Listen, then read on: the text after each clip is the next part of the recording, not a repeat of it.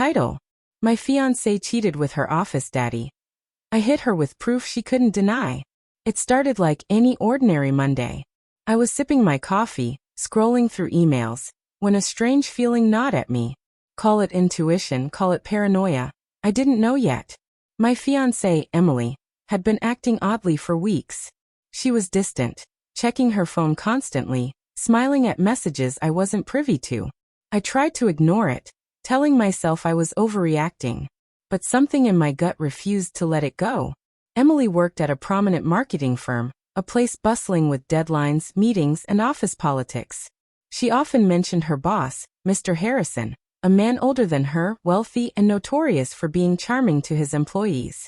She laughed off his compliments, insisting it was all professional. But the subtle shift in her tone when she spoke about him was something I couldn't shake off. She seemed nervous, guarded, almost evasive, whenever his name came up in conversation. One evening, she claimed she had to work late again. I didn't confront her, didn't want to push her, but I noted the details. The project, the timing, the location. Something about the way she said it felt rehearsed. The next day, a coworker mentioned casually that Mr. Harrison had invited Emily for an after-work meeting at a downtown lounge. My stomach sank. A casual meeting? At a lounge? Something didn't add up. Over the next week, I quietly observed patterns. Late nights at work, sudden urgent calls, and unusual secrecy about her social media. I didn't jump to conclusions yet. I had learned from past mistakes that assumption can be dangerous. But I also knew that ignoring my instincts could cost me everything. Then came the day that confirmed my fears. Emily left for a team dinner, and I, pretending to be at work, followed the breadcrumbs. My investigation was careful, subtle, almost clinical. I arrived at the address she'd mentioned, an upscale restaurant downtown. From a discreet corner, I saw her laughing, leaning close to Mr. Harrison. The way they interacted was intimate, far beyond professional boundaries. Every laugh, every touch of the shoulder, every look they exchanged screamed betrayal. I left quietly, my mind racing. This was no longer about suspicion. This was evidence. I knew I had to confront her, but not in anger, not in desperation. I had to hit her with undeniable proof, something that would leave no room for excuses. My goal wasn't just to expose her. It was to reclaim control over a situation where trust had been shattered. That evening, I returned home, my hands steady but my mind spinning. I gathered everything: screenshots, timestamps, photos from discreet angles, snippets of messages. Proof that would speak louder than any argument. I didn't need to yell or beg.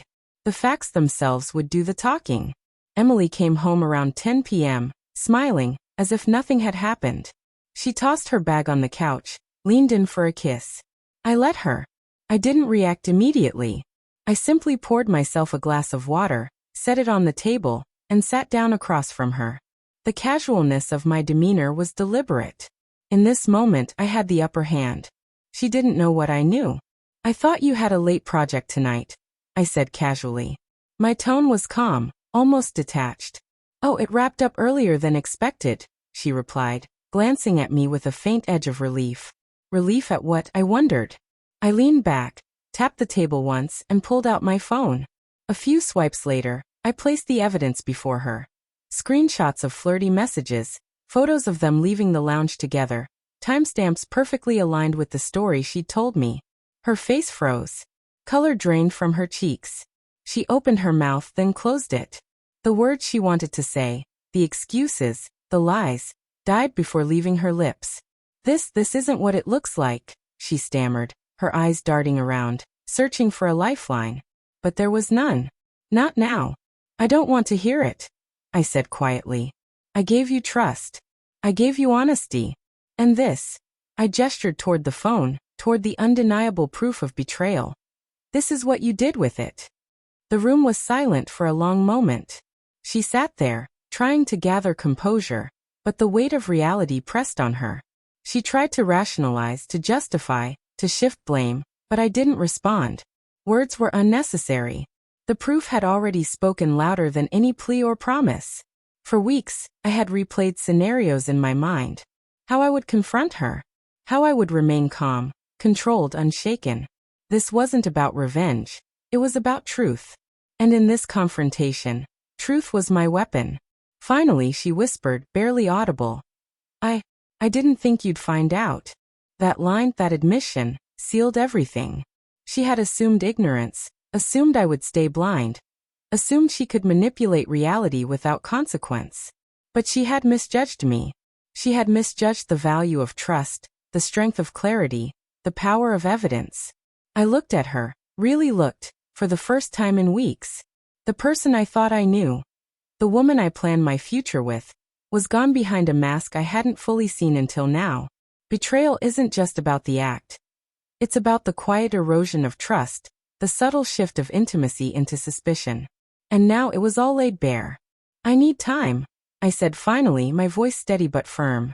Time to process, to think about what comes next. This isn't something we can fix with apologies or promises. I gathered my evidence and set it aside. Not out of mercy, but because closure sometimes needs space. She nodded, too small, too quiet, the confidence she carried for weeks completely shattered. Over the next days, I reflected on everything. The signs I'd ignored, the red flags I'd brushed off, the subtle lies that built into a wall I could no longer ignore. Betrayal is often loud, but sometimes it whispers until the truth can no longer be contained. And when it hits hard. I reached out to a few close friends for perspective. Not to seek validation, but to make sense of the emotional whirlwind. Every conversation, every recount of what had happened, reinforced one simple fact.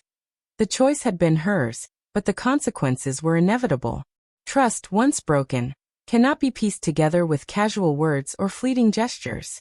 When Emily finally tried to speak again, I listened, but only as a witness, not a participant. Her explanations felt hollow, rehearsed. The intimacy, the connection, the shared plans we had, everything had been tainted by deceit. I realized then that confrontation wasn't about punishment. It was about acknowledgement. She had crossed a line, and I had the right to see it clearly, without distortion. And so I made my decision. I ended it. Not out of anger, not out of spite, but out of clarity and self-respect. I packed her belongings, leaving them in a respectful, final gesture, and told her that the chapter had closed. There was no yelling, no dramatic scene, just the undeniable truth, and the assertion that I would no longer allow betrayal to dictate the terms of my life. That night, I sat alone in the quiet apartment, reflecting on trust, love, and the fragility of human connection. Betrayal is never easy to confront, but facing it with clarity, evidence, and self-control is the only way to truly reclaim power over your own story. And as I finally let go, I realized, the strongest proof isn't just in evidence, it's in the strength to act, to preserve your integrity, and to refuse deception any place in your life ever again.